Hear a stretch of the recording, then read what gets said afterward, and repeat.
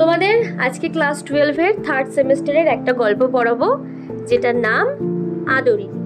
লিখেছেন প্রভাত কুমার মুখোপাধ্যায়। এই আদরিনী গল্পটা কবে লেখা হয়েছিল? 1913 সালে প্রথম প্রকাশিত হয়, আর নবকথা গল্প গ্রন্থে এটা সংকলিত হয়েছিল। তাহলে গ্রন্থের নাম নবকথা, আর এটা প্রকাশিত হয় 1913 সালে। এবার যিনি লিখেছেন প্রভাত কুমার মুখোপাধ্যায়, তার ব্যাপারে একটু কথা বলি। যে ইনি 1873-এ জন্মগ্রহণ করেন এবং 1932-এ ওনার মৃত্যু হয়। উনি বাংলা সাহিত্যের একজন বিখ্যাত লেখক ছিলেন।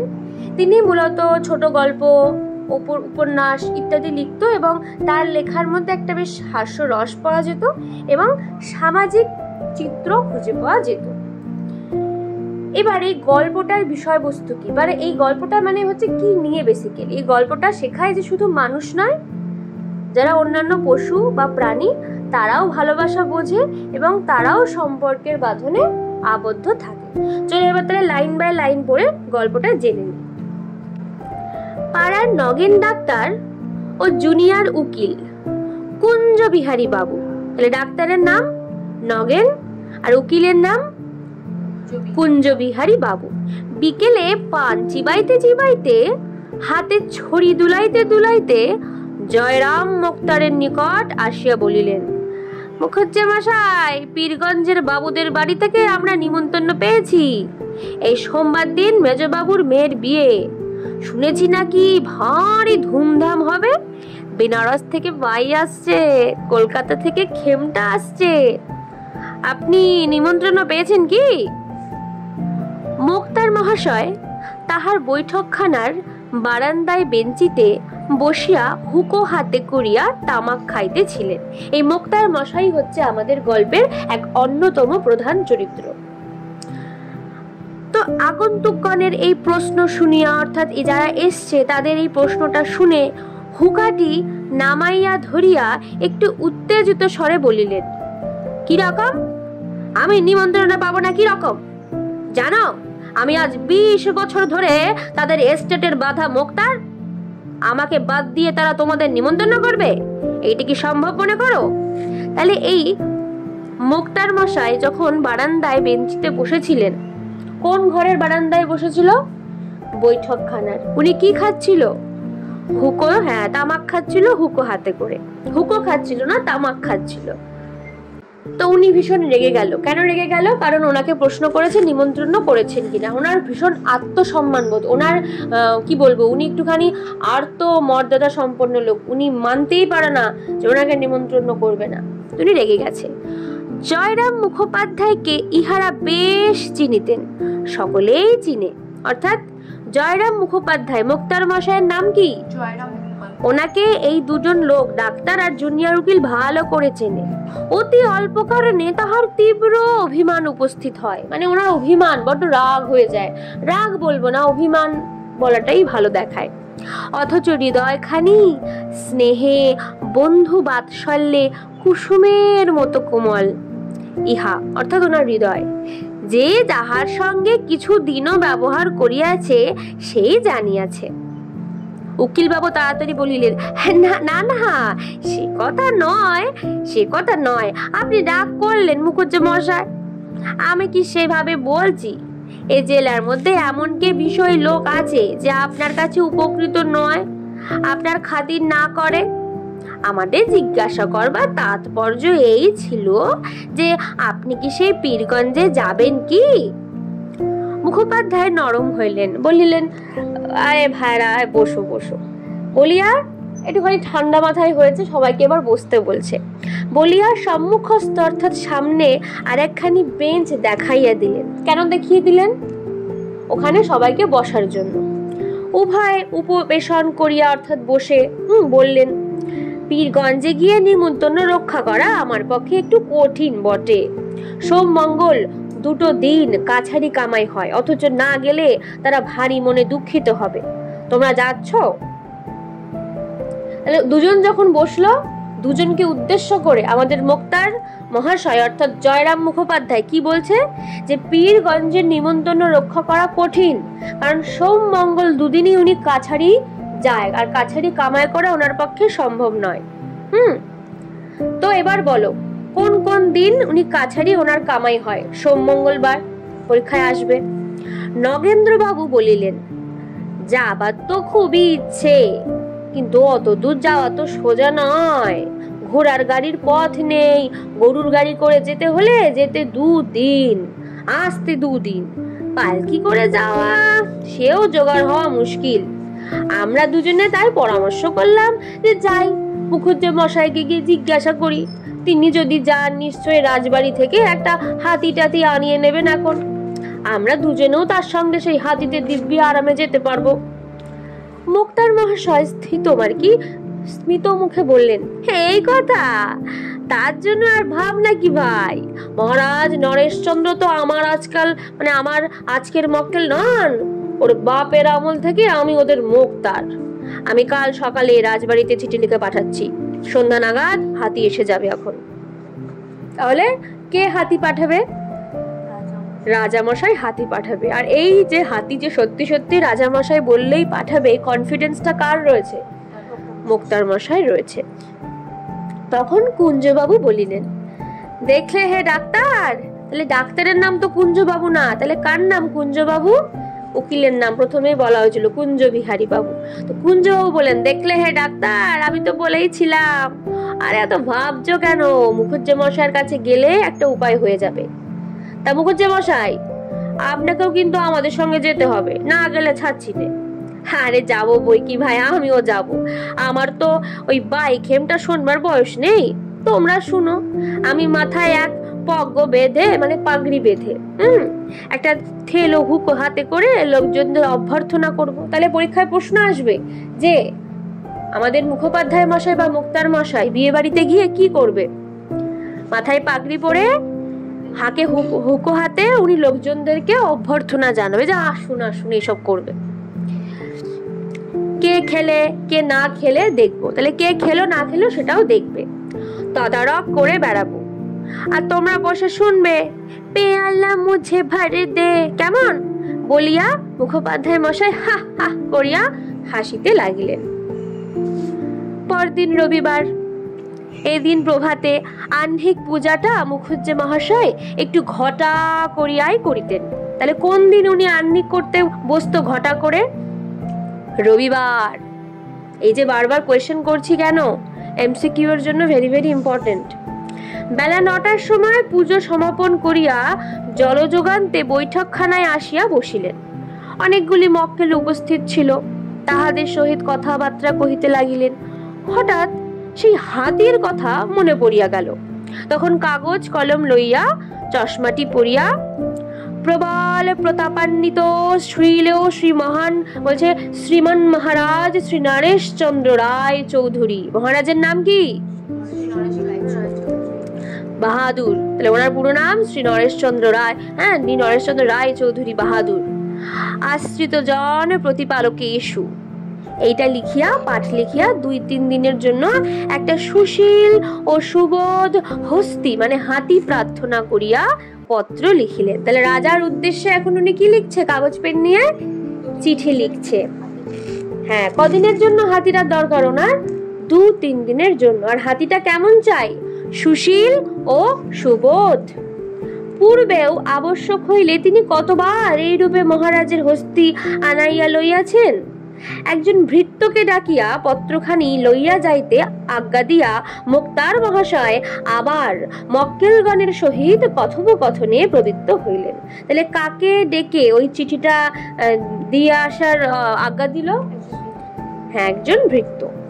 শ্রীযুক্ত জয়রাম মুখোপাধ্যায়, বয়স এখন 50 পার হইয়াছে, অর্থাৎ ওনার বয়স এখন বর্তমানে কত দেখাচ্ছে?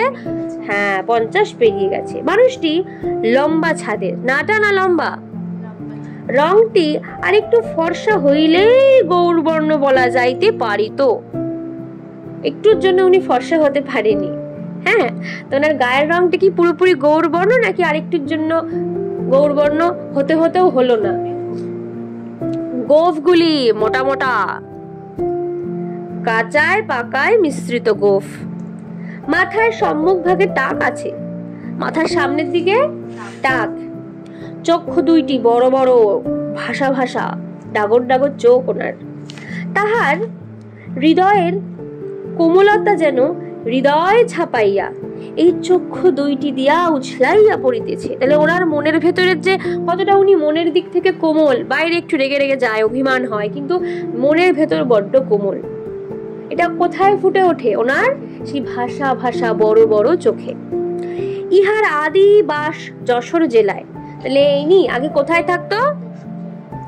এখানে যখন প্রথম মুক্তারি করিতে আসেন তখন এদিকে রেল খোলা নেই, রেল খোলেনি। তাহলে কি খোলেনি? রেল লাইন খোলেনি। পদ্মা পার হইয়া কতক নৌকা পথে, কতক গরুর গাড়িতে, কতক পদব্রজে, মানে হেঁটে হেঁটে আসিতে হইয়াছিল।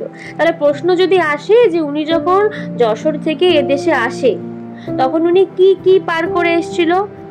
পদ্মা পার করেছিল নৌকায় করে, তারপরে গরুর গাড়িতে, তারপরে পদব্রজে অর্থাৎ পায়ে হেঁটে। সঙ্গে কেবলমাত্র একটা ক্যাম্বিসের ব্যাগ আর একটা পিতলের ঘটি ছিল। সঙ্গে কি কি ছিল? ক্যাম্বিসের ব্যাগ, পিতলের ঘটি। সহায় সম্পত্তি কিছুই ছিল না। মাসিক 13 শিকায় একটা বাসা ভাড়া লইয়া। কত টাকায় বাসা ভাড়া নিয়েছিল? 13 শিকে। নিজ হাতে রাধিয়া খাইয়া মুক্তারি ব্যবসা আরম্ভ করিয়া দেন। তখন সেই জয়রাম মুখোপাধ্যায় পাকা দালান কোঠা করিয়েছেন। বলছে এখন সেই লোকটা যে 13 শিকে দিয়ে মানে বাড়ি ভাড়া থাকতো, সে আজকে বড় দালান, পাকা দালান কোঠা বানিয়েছে, বাগান করিয়েছেন, পুকুর কিনিয়াছেন, অনেকগুলি কোম্পানির কাগজও কিনিয়াছেন।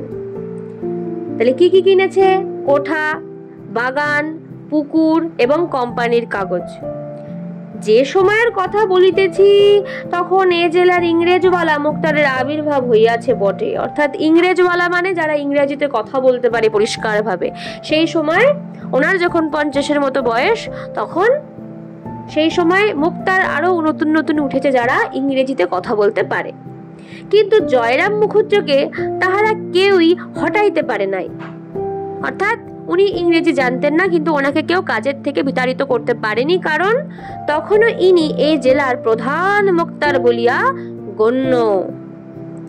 মুখোপাধ্যায় মহাশয়ের হৃদয়খানি অত্যন্ত কোমল ও স্নেহপ্রবণ হইলেও মেজাজটা কিছু রুক্ষ।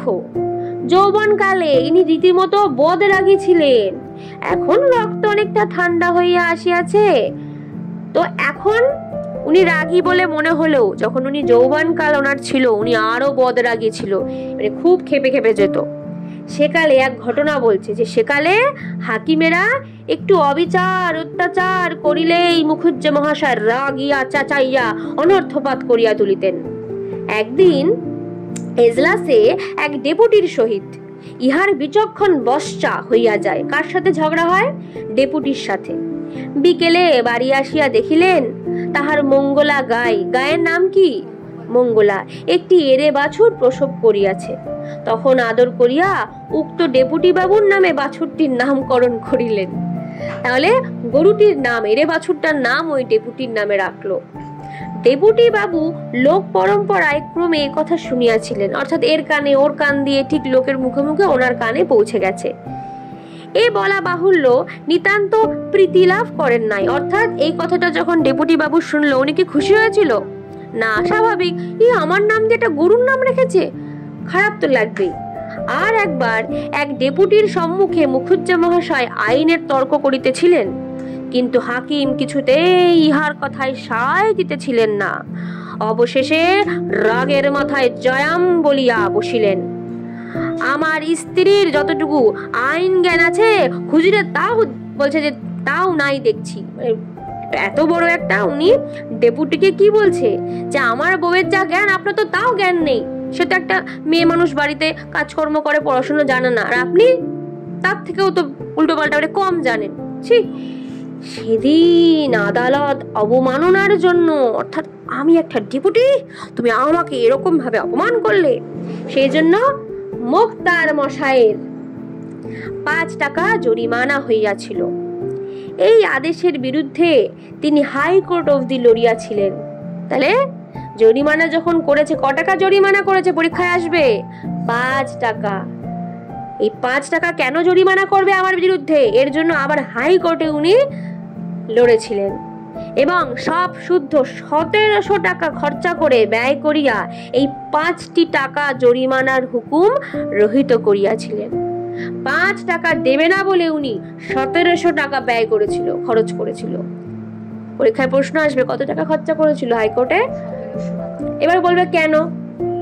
কারণ ওনার কাছে টাকার থেকে বড় হচ্ছে আত্মসম্মান বোধ, যে আমি যখন ভুল করিনি, আমি যে নির্ভুল এটা প্রমাণ করার জন্য আমি 5 টাকা কেন, 5 টাকাটা বড় কথা না, আমার কাছে আমার আত্মসম্মান বোধটা বড় কথা। এবার এটা অনেকের কাছে বাড়াবাড়ি লাগতে পারে, আবার যাদের আত্মসম্মান বোধ প্রচুর ওনার মতো তাদের কাছে এটা ন্যায় বলে মনে হবে। এবার তোমরাই বিচার করো যে এটা ঠিক করেছিলেন না ভুল করেছিলেন। মুখোপাধ্যায় যেমন অনেক টাকা উপার্জন করিতেন, তেমনি তাহার ব্যয়ও যথেষ্ট ছিল। তাহলে আয় যেমন করত, ব্যয়ও তেমন করত, খরচা করত। তিনি অকাতরের অন্নদান করিতেন, একে ওকে দান করত। অত্যাচারিত উৎপীড়িত গরিব লোকের মোকদ্দমা তিনি কত সময় বিনা ফিসে কোনো টাকা না নিয়ে গরিবদের জন্য লড়ে দিত কোর্টে। এমনকি নিজে অর্থব্যয় পর্যন্ত করিয়া চালাইয়া দিয়েছেন। অর্থাৎ যখন এমন হয়েছে যে ওদের টাকা নেই, তখন নিজের টাকা খরচা করে ওদেরকে জিতিয়ে দিয়েছে। কাদেরকে? গরিব দুঃখীদের। প্রতি রবিবার অপরাহ্নকালে মানে বিকেল বেলাতে পাড়ার যুবক বৃদ্ধগণ মুক্তার মহাশয়ের বৈঠকখানায় সমবেত হইয়া তাস পাশা প্রভৃতি খেলিয়া থাকেন। তাহলে যুবকরা কি খেলতে আসতো বৈঠকখানায়? তাস পাশা। অদ্য সেইরূপ অনেকে আগমন করিয়াছেন। পূর্বোক্ত ডাক্তারবাবু ও উকিল বাবু আছেন। তো সেই রকমই আগমন করেছে কারা কারা? আগে যে ডাক্তারবাবু আর উকিলের কথা বলা হয়েছিল তারা। হাতিকে বাঁধিবার জন্য বাগানে খানিকটা স্থান পরিষ্কৃত করা হইতেছে। হাতি রাত্রে খাইবে বলিয়া বড় বড় পাতা শুদ্ধ কয়েকটা কলা গাছ ও অন্যান্য বৃক্ষের ডাল কাটাইয়া রাখা হইতেছে। তাহলে কোথায় হাতিটাকে রাখা হবে? বাগানে। কি কি খাবে হাতিটা? পাতা শুদ্ধ কলা গাছ আর কিছু অন্যান্য বৃক্ষের ডাল। মুক্তার মহাশয় সে সমস্ত তদারক করিতেছিলেন। মাঝে মাঝে বৈঠকখানায় আসিয়া কখনো কোনো ব্রাহ্মণের হাত হইতে হুকোটা লইয়া দাঁড়াইয়া দাঁড়াইয়া 2-4 টান দিয়া আবার বাহির হইয়া যাইতেছিলেন। সন্ধ্যার কিছু পূর্বে জয়রাম বৈঠকখানায় বসিয়া পাশা খেলা দেখিতেছিলেন। এমন সময় সেই পত্রবাহক ভৃত্য, যে মনে আছে জমিদারের রাজার কাছে সেই চিঠি নিয়ে গেছিল যে ভৃত্য চাকরটা, সে ফিরিয়া আসিল। বলিল, হাতি পাওয়া গেল না। অর্থাৎ হাতি পেয়েছে? পাইনি। কুঞ্জবাবু নিরাশ হইয়া বলিলেন, হ্যাঁ, পাওয়া গেল না। নগেন্দ্রবাবু বলিলেন, তাই তো, সব মাটি। মুক্তার মশাই বললেন, কেন রে, হাতি পাওয়া গেল না কেন? চিঠির জবাব এনেছিস? ভৃত্য বলিল, আগে না, দেওয়ানজিকে দিয়ে চিঠি দিলাম। তিনি চিঠি নিয়ে মহারাজের কাছে গেলেন। খানিক বাদে ফিরে এসে বললেন, বিয়ের নেমন্তন্ন হয়েছে, তার জন্য হাতি কেন, গরুর গাড়িতে আসতে বলো। মহারাজ কি বলেছে? গরুর গাড়িতে যা করো, হাতি লাগে কি সে বিয়ে বাড়ির নেমন্তন্ন করতে, রক্ষা করতে?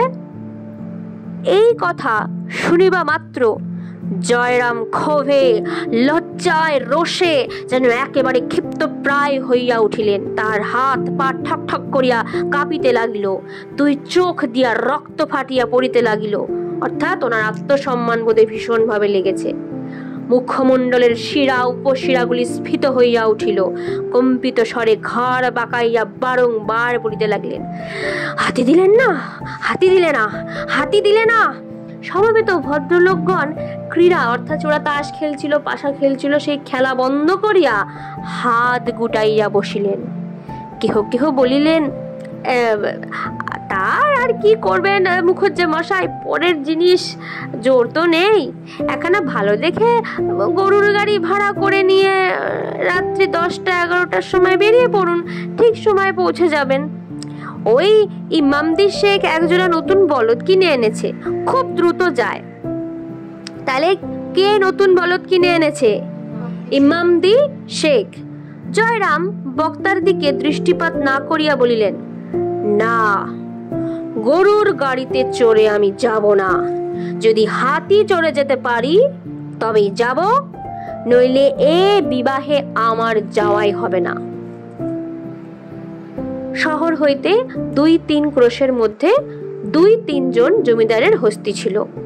সেই রাত্রেই জয়রাম তৎ স্থানে অর্থাৎ সেখানে সেখানে যেখানে যেখানে হাতি ছিল, 2-3 ক্রোশের মধ্যে 2-3 জন জমিদারের হাতি ছিল, সেখানে সেখানে লোক পাঠিয়ে দিল।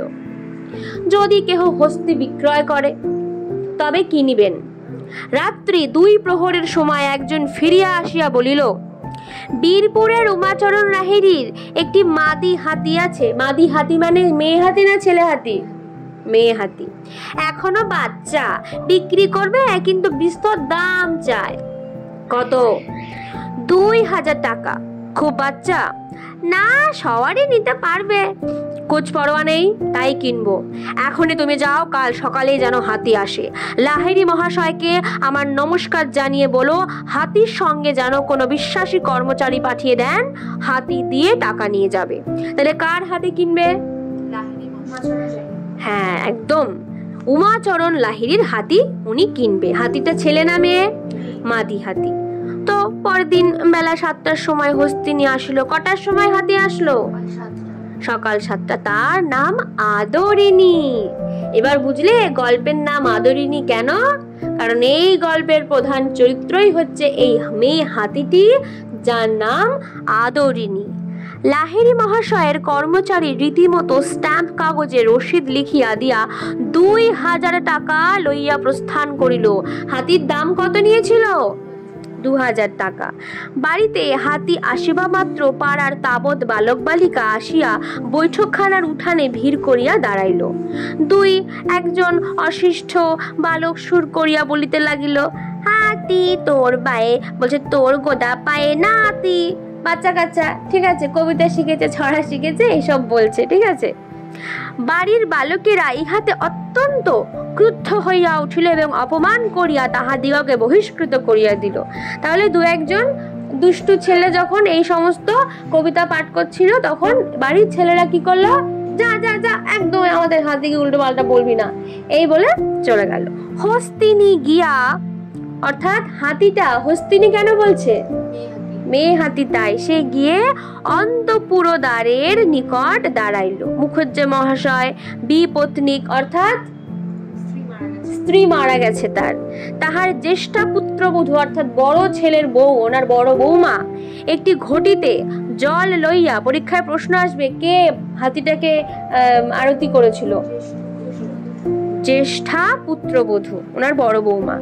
হ্যাঁ, এক ঘটিতে জল লইয়া সভায় পদক্ষেপে, মানে স্বাভাবিক হাতি ভয় লাগযেত না, আস্তে আস্তে বাহির হইয়া আসিলেন।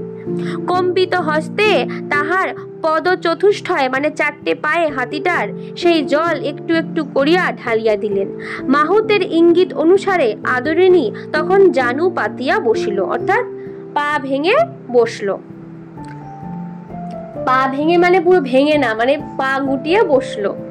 বড় বধূ তৈল ও সিন্দুরে তাহার ললাট রঞ্জিত করিয়া দিলেন। প্রথমে কিসে করে জল এনেছিল বড় বউ? ঘটিতে করে। তারপরে কি করেছিল? না, সেই ঘটির জল দিয়ে পা ধুইয়েছিল, 4টে পা। তারপরে কপালে কি দিল হাতিটার? তেল সিঁদুর। ঘন ঘন শঙ্খধ্বনি হইতে লাগিল। আবার দাঁড়াইয়া, মানে হাতিটা দাঁড়াইয়া উঠিল। একটা ধামাই ভরিয়া আলো, চাল, কলা ও অন্যান্য মাঙ্গল্য দ্রব্য তাহার সম্মুখে রক্ষিত হইল। তাহলে ধামাই করে কি কি দিল? আলো, চাল, কলা আর অন্যান্য মাঙ্গল্য দ্রব্য। সুর দিয়া তুলিয়া তুলিয়া কতক সে খাইল, অধিকাংশ ছিটাইয়া দিল।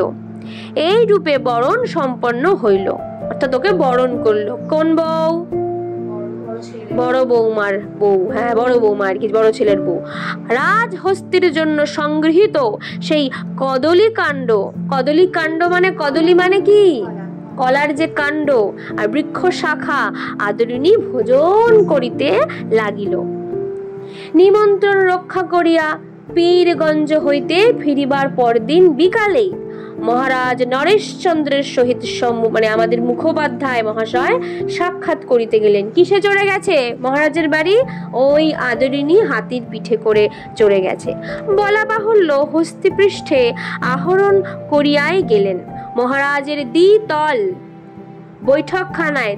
বৈঠকখানা মানে দোতলা, বৈঠকখানার নিম্নে বিস্তৃত প্রাঙ্গণ, প্রাঙ্গণ মানে উঠোন, প্রাঙ্গণের অপর প্রান্তে প্রবেশের সিংহদ্বার। বৈঠকখানায় বসিয়া সমস্ত প্রাঙ্গণ ও সিংহদ্বারের বাহিরে অনেক দূর অব্দি মহারাজের দৃষ্টিগোচর হইয়া থাকে। মানে বৈঠকখানায় বসলে পুরো ওই উঠোন মাঠ উনি দেখতে পায়। রাজ সমীপে উপনীত হইলে মুখোপাধ্যায় মহাশয় তাহাকে আশীর্বাদ করিয়া আসন গ্রহণ করিলেন। মোকদ্দমা ও বিষয় সংক্রান্ত 2-4টি কথার পর মহারাজ জিজ্ঞেস করিলেন, মুখুজ্জেমশাই, ও হাতিটি কার? মুখুজ্জেমশাই বিনীতভাবে বলিলেন, আগে হুজুর বাহাদুরেরই হাতি। মহারাজ বিস্মিত হইয়া বলিলেন, আমার হাতি? কই, ও হাতি তো কোনোদিন আমি দেখিনি, কোথা থেকে এলো? তো আমাদের মুখোপাধ্যায় মশাই বলছে, আগে বীরপুরের উমাচরণ লাহিড়ীর কাছ থেকে কিনেছি। হুজুর বাহাদুরের হাতি অর্থাৎ রাজার হাতি কেন বলল? রাজাকে সম্মান দেখিয়ে বলল, যতই ওর রাগ হোক, ও একটা কি বলবো উচ্চ পদস্থ একজন রাজা, তাকে সম্মান করতে কিন্তু ভোলেনি যে তুমি আমাদের দেশের রাজা, তো আমি এই রাজ্যের যাই কিনি না কেন, এটা তোমারই সম্পত্তি। তাই উনি বললো যে হুজুর বাহাদুরেরই হাতি। যাই হোক, কোথা থেকে কিনেছে? উমাচরণ লাহিড়ীর কাছ থেকে কিনেছি। তখন না আমাদের যে রাজা আরো বেশি অবাক হয়ে গেল। অধিকতর বিস্মিত হইয়া রাজা বলিলেন, আপনি কিনেছেন? আগে হ্যাঁ। তবে বললেন যে আমার হাতি। বিনয় কিংবা শ্লেষ সূচক ঠিক বোঝা গেল না যে আমাদের মুখোপাধ্যায় মশাই এখন যে কথাটা বলবেন সেটা কি খুব বিনয় অর্থাৎ দয়ার সাথে বলছেন নাকি একটু খোঁচা মেরে বলছেন, বোঝা গেল না। একটু মৃদু হাস্য করিয়া জয়রাম বলিলেন, যখন হুজুর বাহাদুরের দ্বারাই প্রতিপালিত হচ্ছি, আমি যখন আপনার, তখন ও হাতি আপনার বই আর কার? অর্থাৎ আমি আপনার রাজ্যে থাকি আর আমার হাতি, তো আমি যদি আপনার প্রজা হই তাহলে হাতিটাও তো আপনারই, তাই না? সন্ধ্যার পর গৃহে ফিরিয়া বৈঠকখানায় বসিয়া সমবেত বন্ধু মণ্ডলীর নিকট মুখোপাধ্যায় এই কাহিনী সবিস্তারে বিবৃত করিলেন। অর্থাৎ সন্ধ্যার পর বাড়ি আসলো এবং বৈঠকখানায় বসে নিজের বন্ধুদের সঙ্গে পুরো ঘটনাটা বলল। হৃদয় হইতে সমস্ত ক্ষোভ ও লজ্জা আজ তার মুছিয়া গেল। অর্থাৎ ওর মনের ভেতরে যত রাগ ছিল, একটা লজ্জা বোধ ছিল যে আমাকে অপমান করে আমায় হাতি দেয়নি, এই ব্যাপারটাও কেটে গেল। কারণ অপমান তো উল্টে করে এসছে আস্তে করে রাজাকে। কয়েকদিন পরে আজ তাহার সুনিদ্রা হইল। মানে এতদিন অপমান, আত্মসম্মান বোধে এত ঘা লেগেছিল, এতদিন ঘুমই হয়নি বেচারার ঠিক করে। ফাইনালি ও শান্তিতে ঘুমোতে পারল। উল্লিখিত ঘটনার পর সুদীর্ঘ 5টি বৎসর অতীত হইয়াছে। এই 5 বৎসরে মুক্তার মহাশয়ের অবস্থার অনেক পরিবর্তন হইয়াছে। নতুন নিয়মে পাশ করা শিক্ষিত মুক্তারে জেলা কোর্ট ভরিয়া গিয়াছে। শিথিল নিয়মের আইন ব্যবসায় রাজ কদর নাই।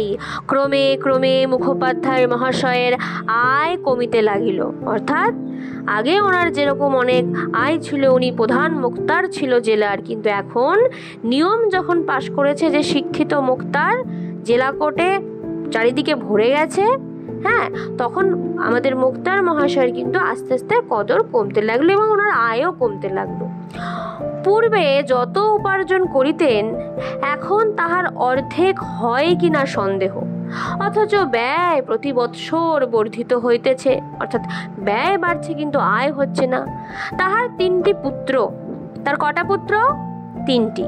প্রথম 2টি মূর্খ, বংশবৃদ্ধি ছাড়া আর কোনো কর্ম করিবার যোগ্য নয়। তাহলে প্রথম 2টো ছেলে মূর্খ, আর তারা শুধু বংশবিস্তারই করে চলেছে, তাদের বাচ্চা হচ্ছে কিন্তু তারা কাজ করার যোগ্য নয়।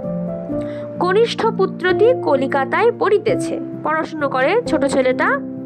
সে যদি কালক্রমে মানুষ হয় এই মাত্র ভরসা, অর্থাৎ ছোট ছেলে মানুষ হলে এই আমাদের মুখোপাধ্যায় মশাইকে হয়তো একটু সাহায্য করতে পারে, কিন্তু সেটা ভরসা, ভবিষ্যতের কথা। ব্যবসায়ের প্রতি মুখোপাধ্যায়ের আর অনুরাগ নাই, অর্থাৎ ব্যবসা করবে, ব্যবসার জন্য তার ইচ্ছাও আর নেই, বড় বিরক্ত হইয়া উঠিয়াছেন। ছোকরা মোক্তারগণ যাহাদিগকে একসময় উলঙ্গ অবস্থায় পথে খেলা করিতে দেখিয়াছেন, তাহারা এখন সামলা মাথায় দিয়া, অর্থাৎ মুখোপাধ্যায় মাথায় পাগড়ি বাঁধতেন, সেকালে মোক্তারগণ সামলা ব্যবহার করিতেন না। আর এখনকার দিনের যারা মোক্তার তারা সামলা মাথায় দিয়ে তাহার প্রতিপক্ষে দাঁড়াইয়া চোখ মুখ ঘুরাইয়া ফরফর করিয়া ইংরাজিতে হাকিমকে কি বলিতে থাকে তিনি কিছুই বুঝিতে পারেন না। এখনকার মুক্তাররা ইংরেজিতে কথা বলে, আর আমাদের মুক্তার মশাই কিছুই বোঝেন না যে কি বলছে। আর এদেরকে একটা সময়ে উলঙ্গ অবস্থা, অর্থাৎ ছোট্টবেলায় বাচ্চা কাচ্চারা যেরকম গ্রামে ঘুরে বেড়ায় জামা কাপড় ছাড়া, ওই অবস্থায় দেখেছে মুক্তার মশাই ওই ছোট্ট ছোট্ট মুক্তারগুলোকে।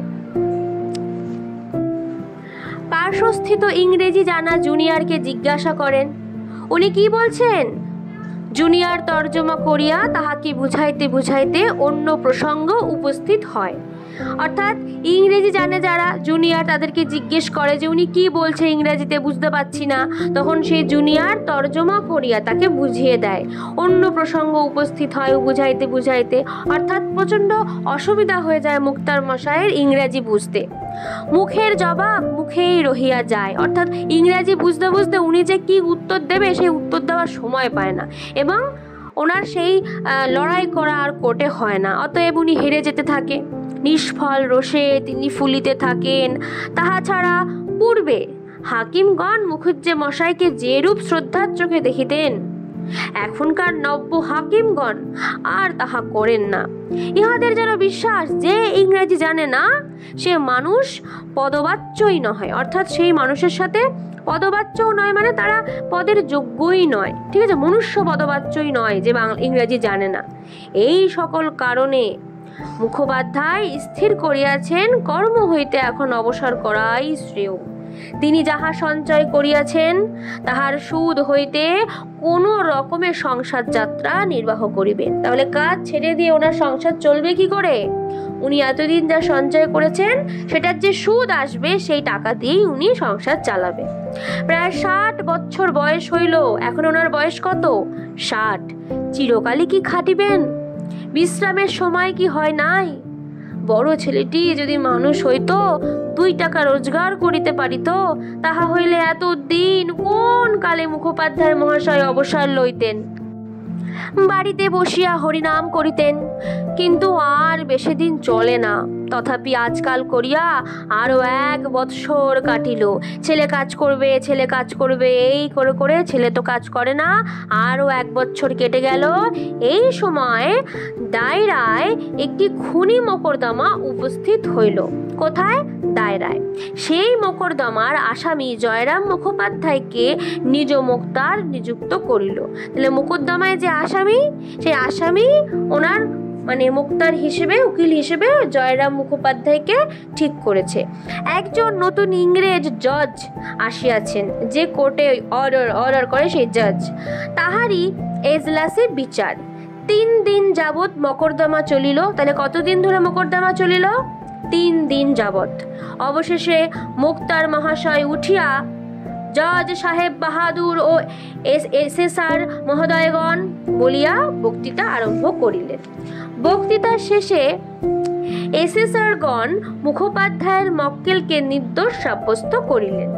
জজ সাহেবও তাহাদের অভিমত স্বীকার করিয়া আসামিকে অব্যাহতি দিলেন। জজ সাহেবকে সেলাম করিয়া মুক্তার মহাশয় নিজ কাগজপত্র বাঁধিতেছেন, এমন সময় জজ সাহেব পেশকারকে জিজ্ঞাসা করিলেন, এই উকিলটির নাম কি? পেশকার বলিল, উহার নাম জয়রাম মুখার্জি। উনি উকিল নহে, মুক্তার। প্রসন্ন হাস্যের সহিত জজ সাহেব জয়রামের প্রতি চাহিলা বলিলেন, আপনি মুক্তার? জয়রাম বলিলেন, হ্যাঁ হুজুর, আমি আপনার তাবেদার। জজ সাহেব পূর্ববৎ বললেন, আপনি মোক্তার? আমি মনে করেছিলাম আপনি উকিল। যেরূপ দক্ষতার সহিত আপনি মোকদ্দমা চালিয়েছেন, আমি ভাবিয়াছিলাম আপনি এখানকার একজন ভালো উকিল। এই কথাগুলি শুনিয়া মুখোপাধ্যায়ের সেই ডাগর চক্ষু দুইটি জলে পূর্ণ হইয়া গেল।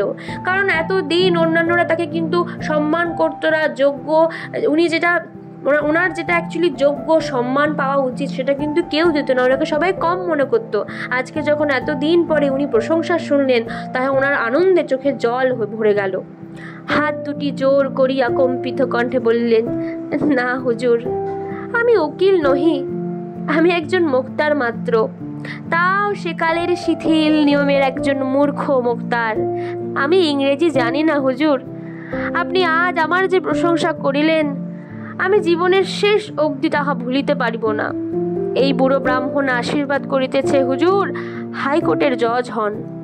বলিয়া ঝুঁকিয়া সেলাম করিয়া মোক্তার মহাশয় এজলাস হইতে বাহির হইয়া আসিলেন।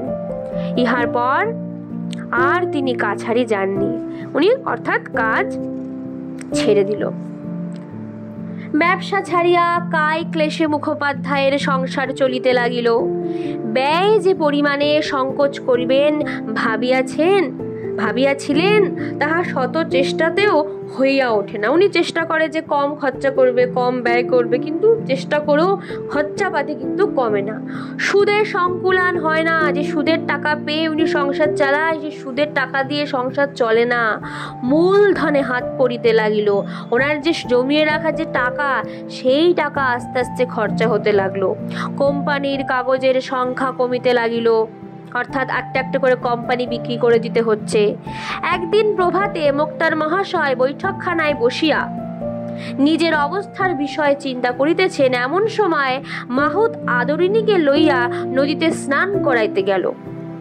অনেক দিন হইতেই লোকে ইহাকে বলিতেছিল, অর্থাৎ আমাদের মোক্তার মশাইকে বলছিল, হাতিটি আর কেন, ওকে বিক্রি করে ফেলুন, মাসে 30-40 টাকা বেঁচে যাবে।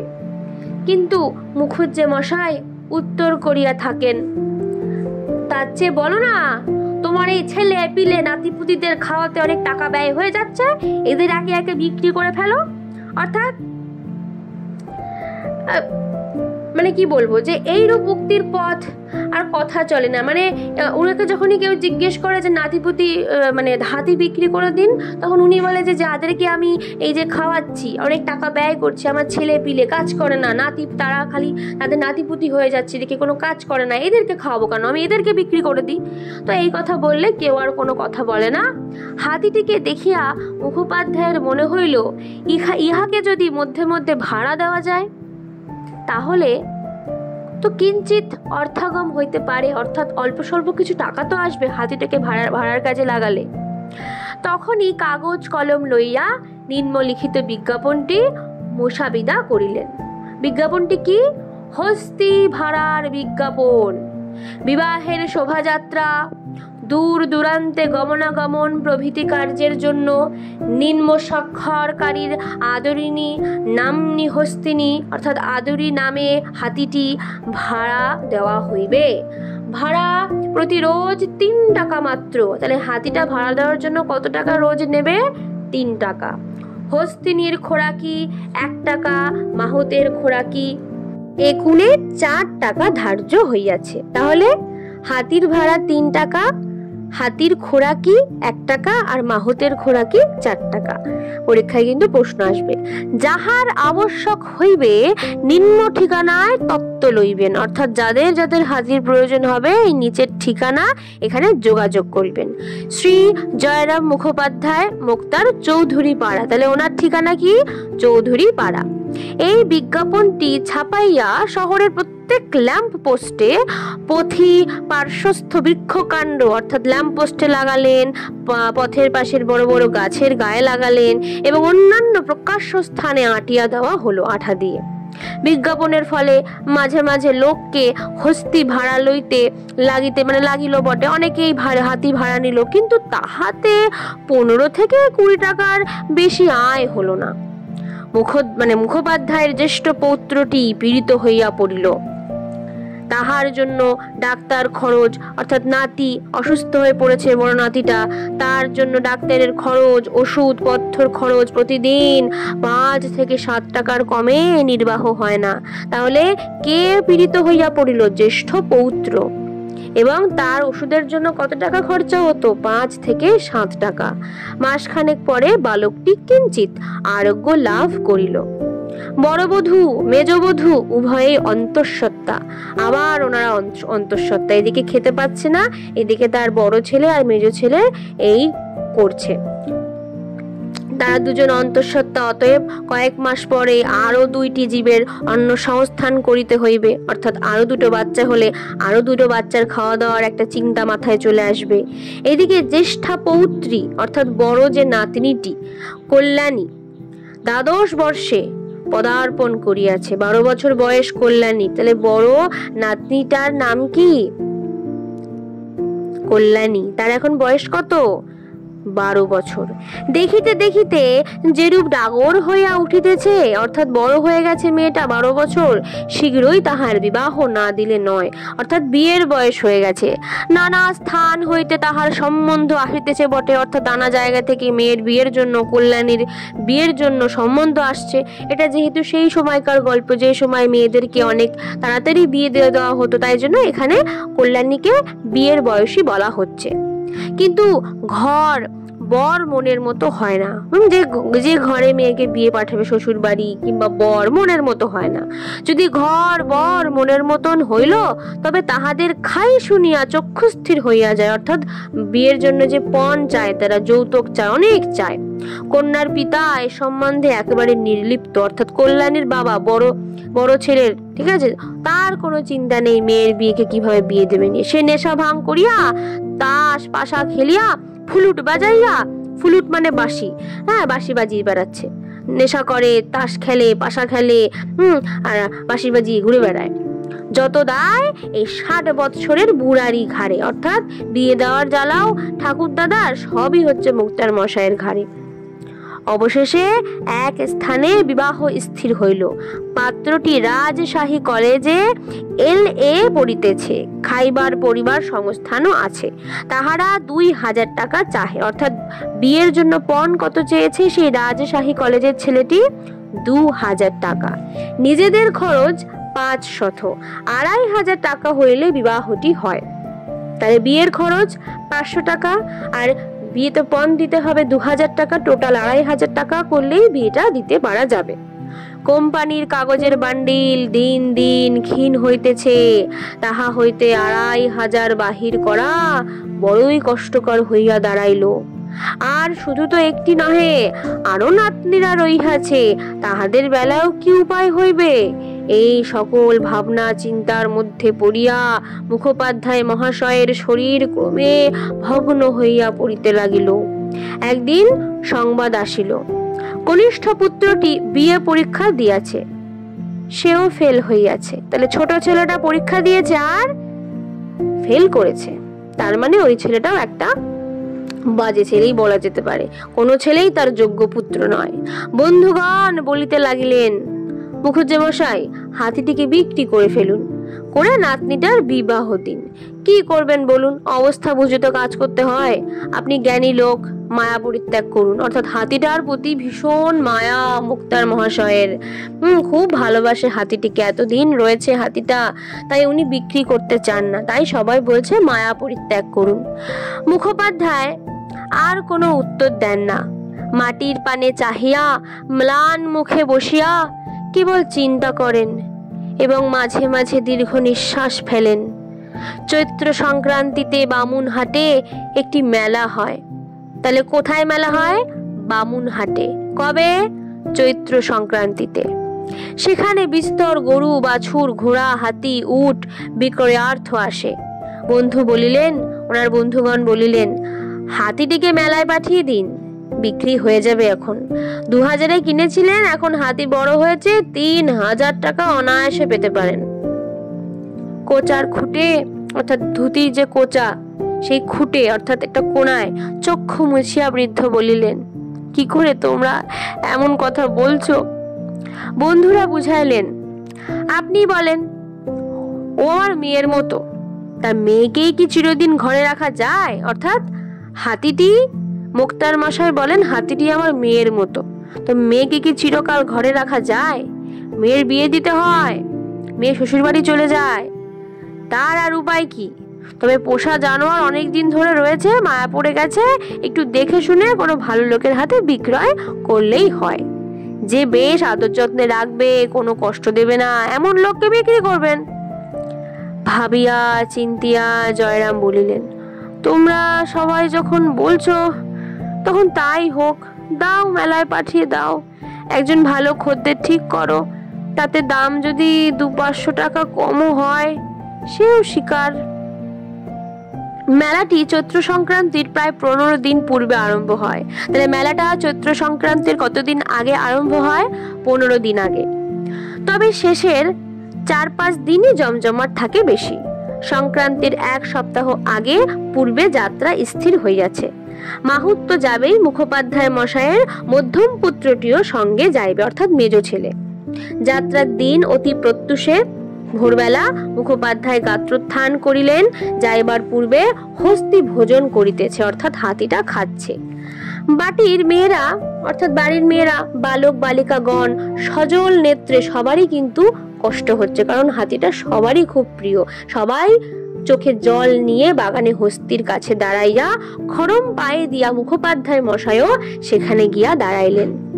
পূর্বদিন অর্থাৎ আগের দিন 2 টাকার রসগোল্লা আনাইয়া রাখিয়াছিলেন। ভৃত্য সেই হাড়ি হাতে করিয়া আসিয়া দাঁড়াইল। ডাল পালা প্রভৃতি মামুলি খাদ্য শেষ হইলে মুখোপাধ্যায় মহাশয় স্বহস্তে অর্থাৎ নিজের হাতে মুঠা মুঠা করিয়া সেই রসগোল্লা হস্তিনীকে খাওয়াইলেন। তাহলে কি খাওয়ালো?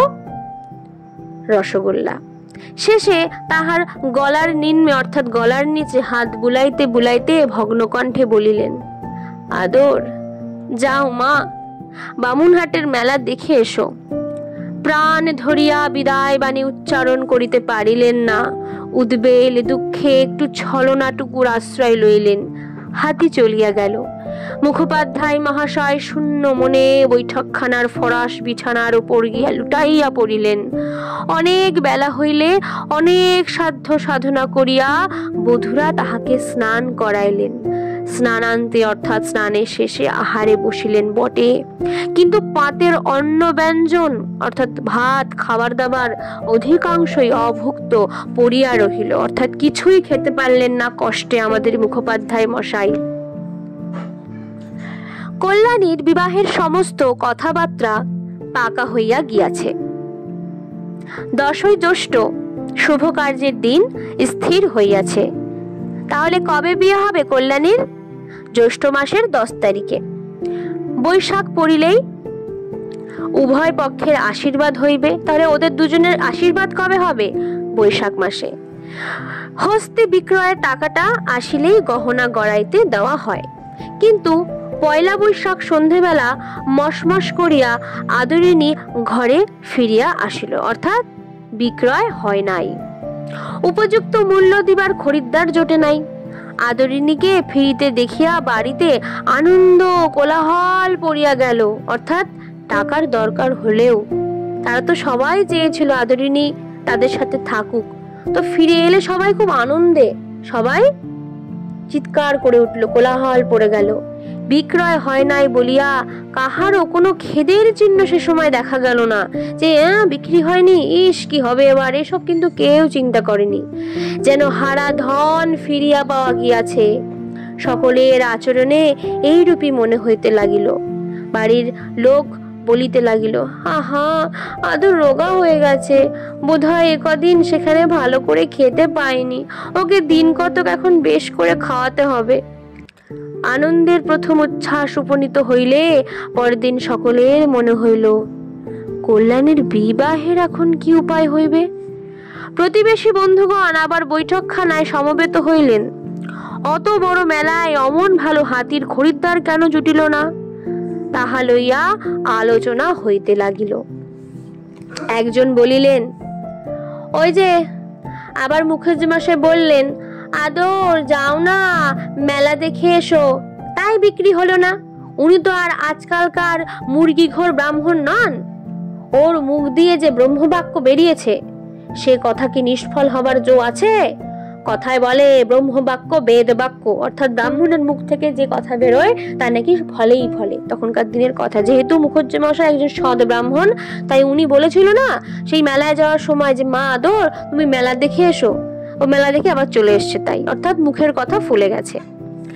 বামুনহাটের মেলা ভাঙিয়া সেখান হইতে আরো 10 ক্রোশ উত্তরে রসুলগঞ্জে সপ্তাহব্যাপী আর এক মেলা হয়। তাহলে বামুনহাটের মেলা হয় যেখানে বিক্রি হলো না, তার থেকে 10 ক্রোশ উত্তরে, কোথায়? 10 ক্রোশ উত্তরে রসুলগঞ্জে সপ্তাহব্যাপী অর্থাৎ সপ্তাহ ধরে একটা মেলা হয়।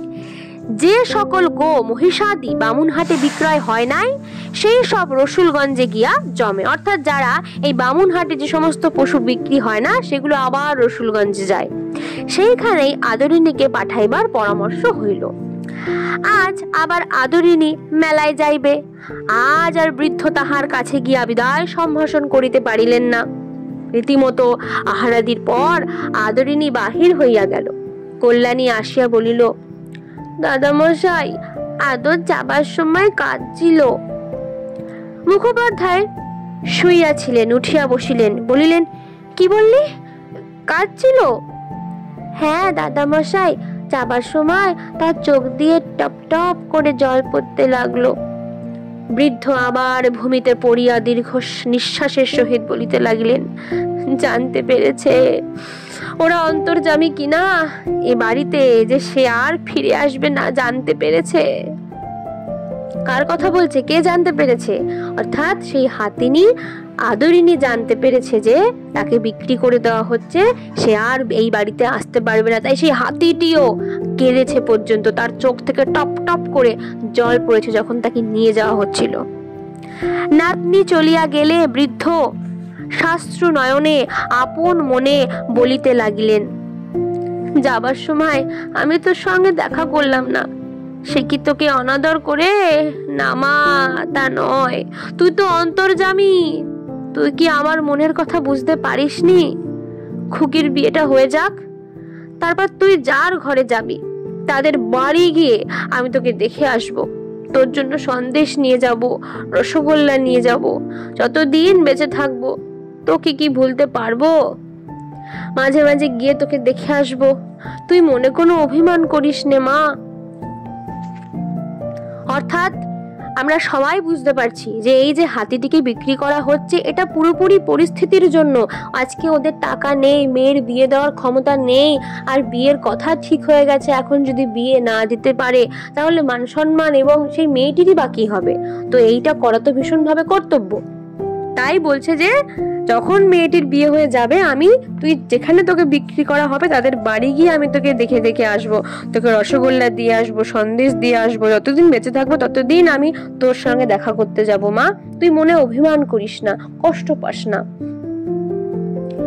পরদিন বিকেলে একটি চাষি লোক একখানি পত্র আনিয়া মুখোপাধ্যায় মহাশয়ের হস্তে দিল। পরের দিনই পত্র পাঠ করিয়া ব্রাহ্মণের মাথায় যেন বজ্রাঘাত হইল। মধ্যম পুত্র লিখিয়াছে, অর্থাৎ মেজ ছেলে চিঠি পাঠিয়েছে। কি চিঠি? পরের দিন সকালেই চিঠি পাঠিয়েছে। চিঠিতে এটাই বলছে যে বাটি হইতে 7 ক্রোশ দূরে আসিয়া, বাড়ির থেকে 7 ক্রোশ দূরে এসে কল্ল বিকেলে, গতকাল বিকেল বেলা আদরিণী অত্যন্ত পীড়িত হইয়া পড়ে। হাতিটি ভীষণ অসুস্থ হয়ে পড়ে, সে আর পথ চলিতে পারে না। রাস্তার পার্শ্বে একটা আম বাগানে শুইয়া পড়িয়াছে, তাহার পেটে বোধহয় কোনো বেদনা হইয়াছে। সুরটি উঠাইয়া মাঝে মাঝে কাতর স্বরে আর্তনাদ করিয়া উঠিতেছে। মাহুত যথাবিদ্যা সমস্ত রাত্রি চিকিৎসা করিয়াছে, কিন্তু কোনো ফল হয় নাই। বোধহয় আদরিণী আর বাঁচিবে না। যদি মরিয়া যায় তবে তাহার শবদেহ প্রথিত করাবার জন্য নিকটেই একটু জমির বন্দোবস্ত লইতে হবে। সুতরাং কর্তামশায়ের অবিলম্বে আসা আবশ্যক। অর্থাৎ বাবাকে সঙ্গে সঙ্গে সেইখানে 7 ক্রোশ দূরে গ্রাম থেকে সেই আমবাগানে আসার অনুরোধ জানাচ্ছে মেজ ছেলে। যে কাল বেরিয়েই হাতিটি অসুস্থ হয়ে পড়ে, মাহুত অনেক চিকিৎসা করে কিন্তু কোনো ফল হয়নি। মনে হচ্ছে আদরিণী আর বাজবে না। বাড়ির মধ্যে উঠানে পাগলের মতো পায়চারি করিতে করিতে বৃদ্ধ বলিতে লাগিল, আমার গাড়ির বন্দোবস্ত করে দাও, আমি এক্ষুনি বেরোবো।